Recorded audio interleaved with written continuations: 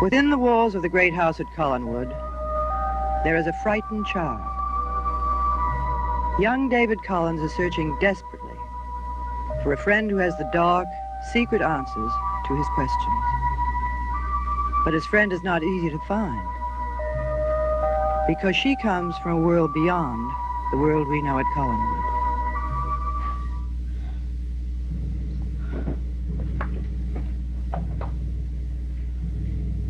Sarah? Where are you? I want to talk to you. Sarah, I know you're staying away from me on purpose because you're mad at me. Well, I'm mad at you too. Sarah, we've got to talk.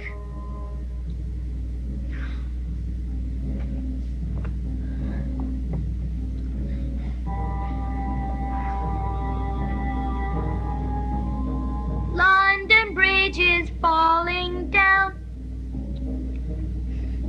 Sarah, please come and talk to me. Sarah, you got me into a whole mess of trouble. You've got to get me out.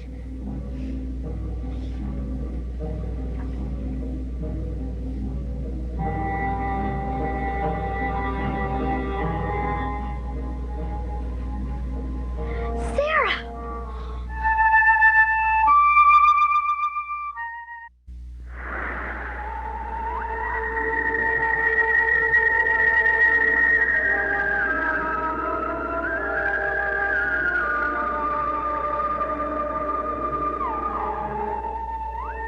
Dr. Woodard is being played by Peter Turgeon.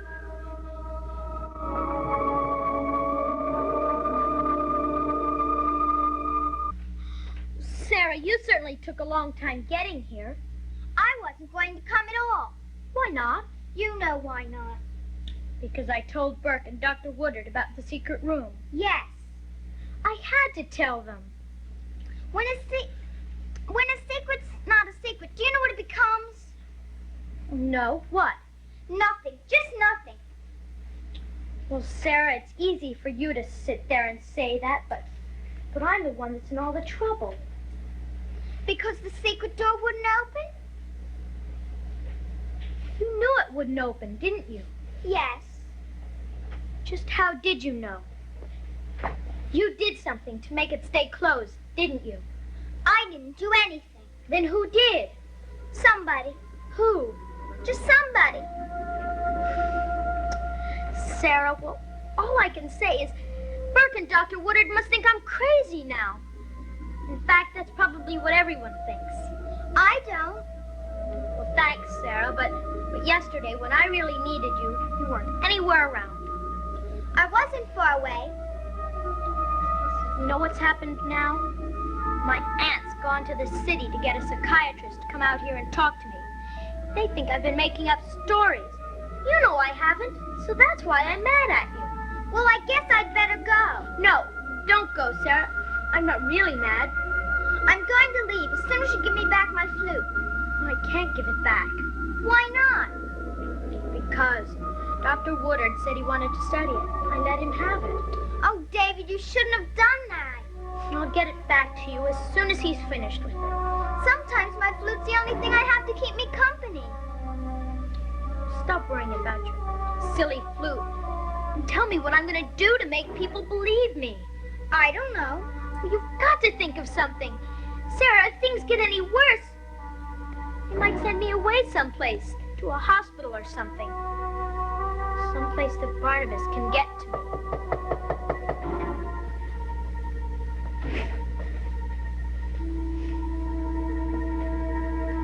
Sarah, don't go far away.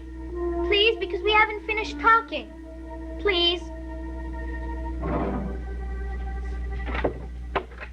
David, may we come in? Sure. Did I hear you talking to someone? Yes, Sarah. Sarah? Yes, Sarah. David, this is Dr. Fisher. He wants to have a talk with you. Are you a psychiatrist? Yes. Does that word scare you? No. Good. It shouldn't. I'm not crazy. David, no one said you were. That's what everyone thinks. Everyone. I don't. What's that? My crystal ball. I use it all the time. What for? I use it to look for Sarah when I have to find her. I see. Mrs. Stoddard, if you'd be good enough to wait downstairs, I'd like to talk to David alone. Certainly. I'll be in the drawing room.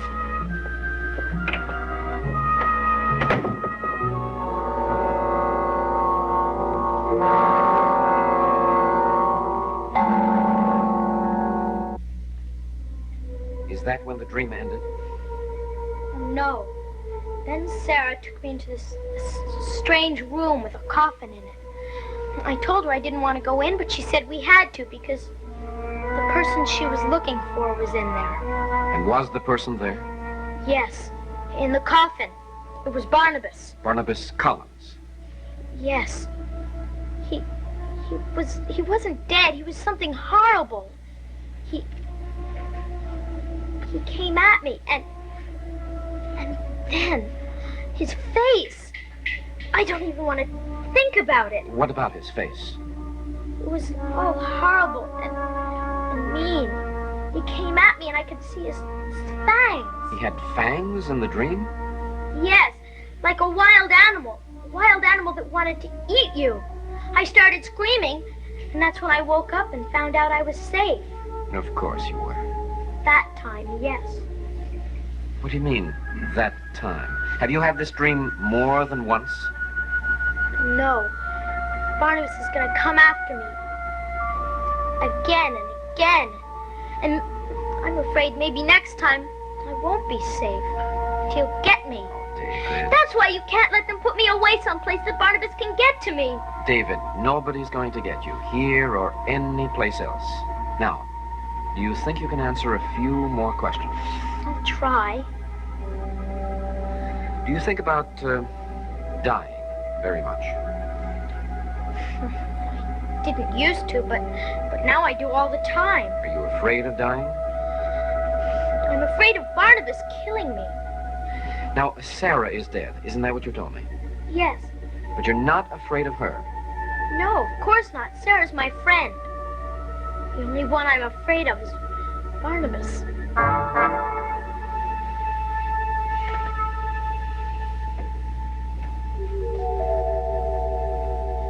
David, I'd like you to tell me about your dream one more time. I already told you everything in it. I know. Tell me again. Now start very slowly, and don't leave anything out. While I was walking through a sea of clouds, and there was a wall all around me. And then all of a sudden there was this lady standing there. She had no face, but she kept shining this medallion in my face.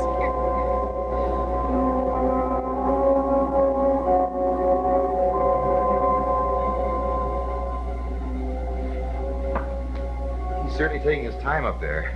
It may be a good sign. Must mean that David's willing to talk with him. Oh, I'm sure he's giving him an airful. Dr. Hoffman, I only hope the boy's delusions haven't gone so far that... You still think he's suffering from delusions? Well, don't you? No. But he has to be. There was no coffin in the basement. No secret room. There have been other things. That flute that David found. And a doll that turned up in Maggie's room. And a lot of little things that we're all of us just half aware of. There's enough of them to make me feel that there's something seriously wrong. And not with David's mind. With what, then? I don't know. I wish I could answer that question. I just feel that there's some similarity between what happened to Maggie and what's happening to David. Oh, how could there be? Maggie was kidnapped by Willie. And it's Barnabas that David's afraid of. Bert, I'm not at all certain that Willie kidnapped anyone. Well, they found Maggie's ring in his room. And Willie put it there? Well, who do you think put it there? I don't know. I guess it's wrong to speculate. So let's stick to the facts that we do know. Fact number one. When Maggie Evans was found, she was suffering from a very strange neck wound. Fact number two.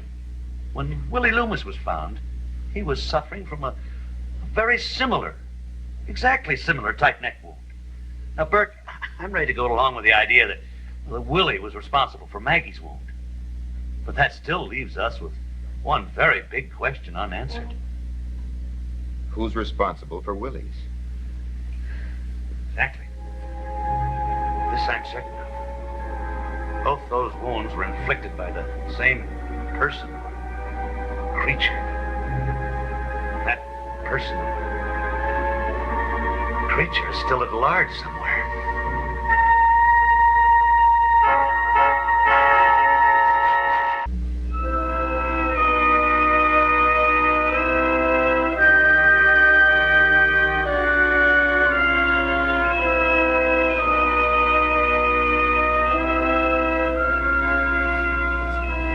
How is he, Doctor? He's resting. He seemed quite relieved to talk to me about his dreams. What did you make of them? Well, I'll have to take them some time to study them, try to discover the deeper meanings. But I can tell you that right now, he's very disturbed. Oh, the poor child. Well, of course he's disturbed. He's terrified. But the question is why, and how real is it? Oh, a patient's fears are always real because they're rooted in the only ultimate subjectivity, his own existence, his own experience. Doctor, do you think this might have something to do with David's past? Well, it might just be possible that David has never accepted his mother's death. And because of this, death is more terrifying to him than it is to most people. You really think it's as simple as that? Well, why, for example, was the woman who appeared to him, the one who dangled the shiny medallion in front of him, a submerged figure? Why did she have no identity? Perhaps because the very thought of his mother's death is so painful to him that he has to keep it at a distance, try to cover it up, so to speak. Well, it's true. He never talks about his mother. Ah, but he's very attracted to her. Why else would she dangle that medallion in front of him, try to lure him? What about Sarah? Yes, Sarah. Well, first of all, we'll have to admit that all children have imaginary companions. Oh, of course they do, but not dead ones. Well, that's an answer I don't presume to know yet. But then again, it might very well fit in with David's inordinate fear of death. How? By making Sarah, a dead child, his dear companion, David is trying, subconsciously speaking, symbolically, to make friends with death, to reconcile himself with it. You understand? Yes, I think so. But it's a reconciliation that he obviously can't come to by himself.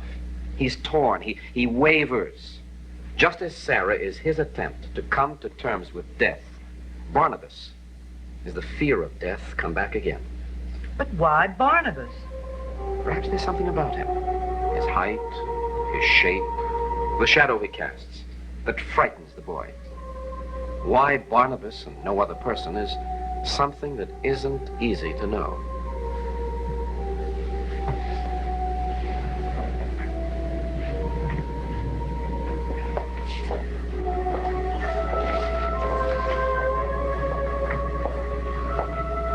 It might very well be the striking resemblance of the present Barnabas to his ancestor. You remember the old nursery rhyme, I do not like thee, Dr. Thel? For the reason I cannot tell, but this I know and very well. I do not like thee, Dr. Fell. Yes, that applies to the real Barnabas. Now, what he as a person represents to David is something I can't tell. But the imaginary Barnabas, the one that David has created in his dreams, is one that I understand a little better. He is the fear of death. He's always there. Now, sometimes he can be put in his coffin, put down, so to speak. But he always rises up again. An overwhelming sight with his fangs bared, ready to gobble up the boy. Doctor, what can I do to help him? For a while, keep him here and see that he stays calm.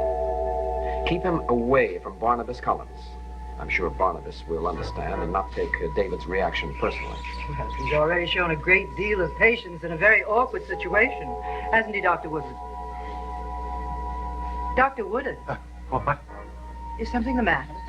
No, nothing at all. Well, you seemed a million miles away.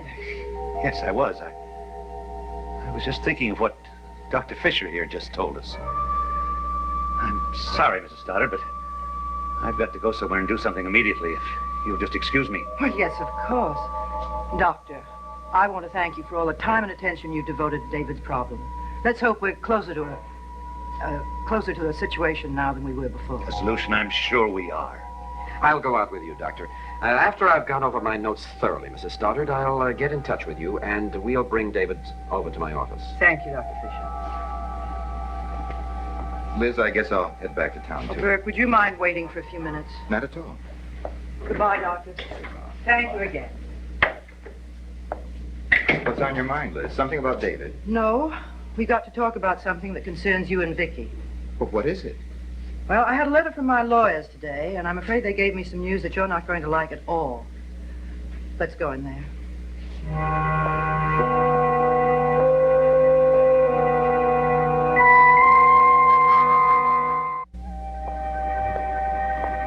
Don't keep me in suspense, Liz. What's the bad news? It's about the house you want to buy from me. Do you remember that old deed I found that was marked not for sale? Yes. Well, according to my lawyers, I have to abide by that deed and an old family will. Well, did they tell you why? Well, it seems that the last member of the family to live in the house was called Caleb Sayers Collins, and he apparently had a morbid fear of strangers. Well, what does that have to do with the house now? Well, he felt they were out to take everything he owned. He didn't marry because he felt a wife would steal from him. Sounds like a real charmer. He finally ended up a very, very old man, all alone in the house, except for the things he collected. And he collected and hoarded just about everything. Including one very beautiful house. Well, the house was the thing he loved most. And so to protect it from falling into the hands of strangers after he was gone, he made a very unusual provision in his will. That the house could not be sold or passed down to anyone but a member of the Collins family for a period of 100 years. 100 years? And to make certain the provision was carried out, he left a sum of money to pay the taxes on an empty house. Well, that's ridiculous. A house as beautiful as that and no one can live in it. I know, Burke. I wanted you and Vicky to have the house very much. What about breaking the will? Well, the lawyers think the matter could be brought to court, but it would take several years to invalidate the will, and the 100-year ownership after death clause will be over in 5 years. Well, that's great. That's just great. 5 years. I guess there's a lot to be said for long engagements, but I'm not the one to say it. Vicky will be very disappointed, won't she? Yes, she will be. She had her heart set on getting that place.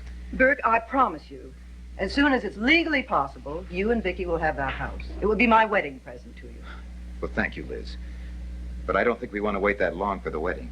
Oh, I don't mean that you should wait. Get married and live somewhere else. And then when the house is available, move into it. Yes. I suppose we could. I'm sorry, Burke. I was so sure the news would be good news. But it didn't work out that way, did it? No. No, it didn't work out that way.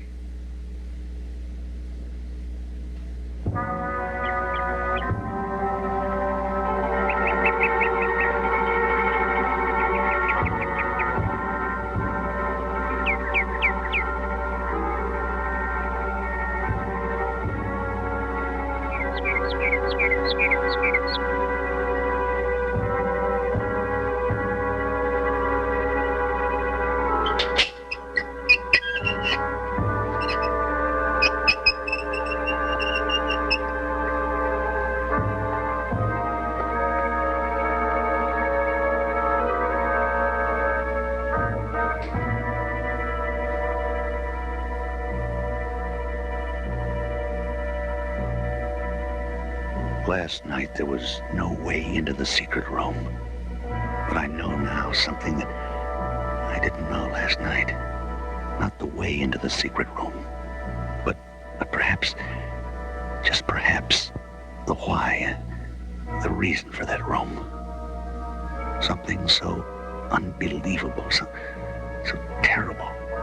It had to be sealed out of sight of heaven and hell. If the room exists in fact, then the entrance exists in fact.